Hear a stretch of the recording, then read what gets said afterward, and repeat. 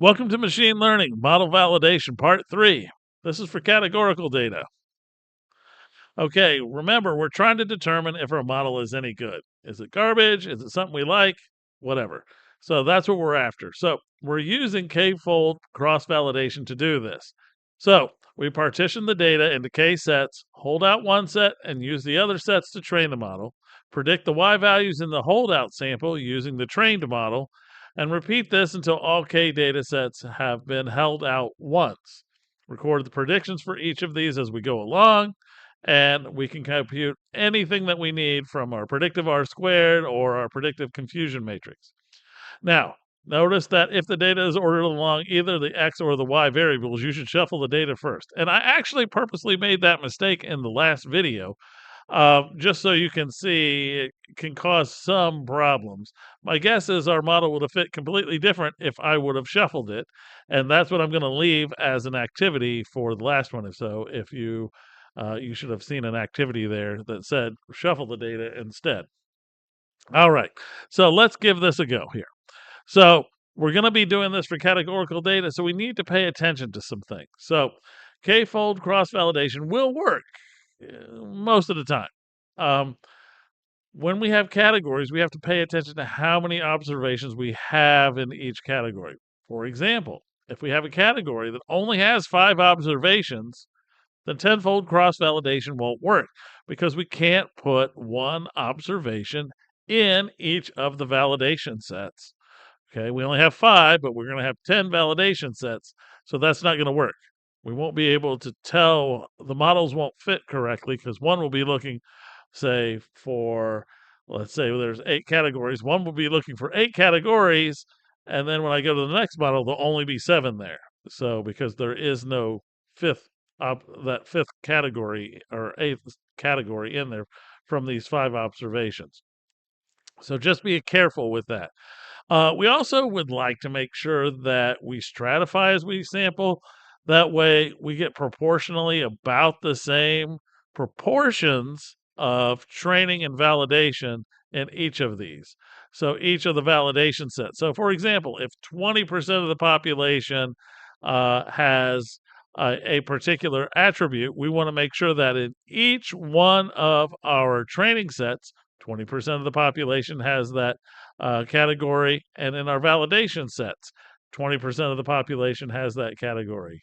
So it's not very hard to do, and I'll show you how to do it one way today or in this video, and in the next video, I'm going to show you yet another way to do it. So you'll see this arise several times, and there's lots of ways to do it. I've been trying to show you sort of the hard way first and then let you ease toward the easy way. The reason I show you the hard way is because when all else fails, if you know how to do it the hard way, you can complete it no matter what. All right, so let's go and head off to Python. We're going to use the breast cancer data set again. So grab that and any Python code. You should have this available to you, and we can get started. Okay, now that we're in Python, make sure you're in the right directory so that your data sits in that directory, so it'll read it in. That's the biggest mistake people make, even if you're halfway through the course. Why? Because it's the biggest mistake I make, and I've been doing this a long time. Uh, so don't feel bad if you do that. And that's also why I leave my mistakes in the videos, because I want you to see what it looks like when people make mistakes so that you can correct them. Correct your own because you learn how things might look in the future. All right, so I'm going to read in my libraries. My metrics this time is going to be a confusion matrix because it's categorical data. And I'm going to use discriminant analysis on this. We had other ones we could do. We could do quadratic discriminant analysis. We're doing linear. We could do support vector machines. We had lots of tools that we can do here. We could even use, actually in this case, logistic regression, which we are not doing at this point, but we could do that. Okay, so just keep that in mind. There's lots of tools that you have, and you're going to get even more here in the next couple of videos on how to do these things before we jump into artificial intelligence, which is coming soon. So we're going to read in our data. read in our libraries, read in our data. Everything seems to work. So, yes, so we have all of the items there. We're going to do K folds, which is 5. Okay, and I just put it there. I use it in a few places, but not many. And then here we're going to extract from our data. I'm going to call it data M and data B. I'm going to pull out all of the data that has the malignant diagnosis, and I'm going to pull out all of the data into a different data set that has benign. And this is what I'm going to use to balance this. Okay, so I'm going to get the number of rows for the malignant and the number of rows for the benign. That's going to give me the ability to chop this up in the correct order or correct manner. Okay. So here I'm going to create my indicator for which group that we're going to go in. Here I just picked ones right now. Could have been zeros. Doesn't matter because I'm going to fill it in with a number here. So I'm first creating my container that's going to end up being my group labels, by the way. So it's not going to be difficult here. Okay, so for I in the range of the number of rows of M, I'm going to put in my container I%5. And this is modulo arithmetic. Okay, so it only returns the remainder of when you divide by 5. Okay, so it's only going to return the remainder. Hopefully, you've seen modulo arithmetic at some point in your life, but you can come over here if you haven't and just give it a little try. So let's see. What is 14% 5? 4. That's the remainder if you divide it, right? Because if you divided 14 by 5, you would get 2, remainder 4. Okay, this is not looking at division from the perspective of decimals. This is when you first learned how to do division, you would get a whole number, an integer, and then you would get a remainder, and that's what this returns. Now the problem is I want to put these in groups, and the remainder when I do this, if I do something that is divisible by 5, let's say 25, and I do this percent, I get 0. And I don't want to label my group 0, so I add a 1 onto it. Okay. So that's going to go through each of these, and it's going to label off those. And I'm going to do the same thing here for group B. And I'm paying attention to how many are in group B. But what this is doing is it's just iterating through. Every time I go through the range, it's dividing I, and it's actually going to cycle through and just give me 1, 2, 3, 4, 5, 1, 2, 3, 4, 5, 1, 2, 3, 4, 5, 1, 2, 3, 4, 5, so that everything comes out balanced, and I don't have to pay attention to the fact that I have a non-divisible by 5 rows and items. It's just going to keep going down through. It doesn't have to be like before we were divisible by 5. Here you can see the number of rows in benign is 357, which doesn't have a 5 or a 0 on the end, which means it's not divisible by 5. Again, for the malignant, we have 212, which doesn't have a 0 or a 5 as the last digit, meaning that it's not divisible by 5. Okay, so I'm going to put them back on my data sets. Okay, so this is going to be my labeling for my data sets, and it yells at me for doing this. But it says it's a future warning, so and it should be fine when I did it before.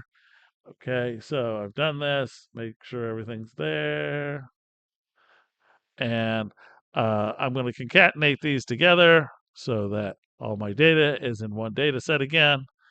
Okay, and then I'm going to create a column for predicted, and here I'm going to put in here B, and I'm going to do that, repeat that for data shape equals for the shape of this. Now this is going to repeat B however big my data set is. So you can just see it's all B. All B all the way. Now, the reason I have to do this is when I generate a prediction out of this, remember, I haven't converted any of this to 0 or 1. And this one, I'm not going to convert it to 0 or 1. I'm going to leave it the M and the B that's actually in the data set. So it's going to predict back M or B, which is not an integer.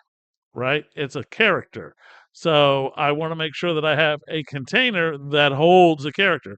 I can put any letter I want in here. I just picked the one that's actually in the data set. But you can pick the first letter of your name, whatever you like. And this here looks like what we did last time. It's almost identical. Except we do, instead of linear regression, we're going to do linear discriminant analysis. Every single thing here is the same. Group, and we had to put diagnosis instead of horsepower, but it's exactly the same idea. Get the training data set using all the ones that have particular to I plus 1. Again, for the test data set, grab all the ones that are equal to I plus 1. This was going to not equal to I plus 1, so it grabs the partition. I set up a linear discriminant analysis. I fit it, and then I predict it on my test data set. This is on my training data set here, and this is on my test data set. And notice I'm grabbing the column names, the column numbers versus listing out all the column names because there's just way too many of those. So I just use iloc. It's going to give me the location of them. And then it's going to store it off in a column called predicted. And then we're going to generate a confusion matrix. And if all goes well, it works. Okay, and here's our confusion matrix. And that doesn't look horrific. It doesn't look bad at all. We do make some mistakes, 25 mistakes here and 1 mistake there. But this is on predictive performance, just using linear discriminant analysis. Now, you could go back and see, what does this look like if I use quadratic discriminant analysis? But the key is you're going to want to make sure that your partitions are the same, exactly the same, meaning that once I have this data 1 here finalized, I would keep using it over and over and over again. I wouldn't go back and try to do the partitioning again.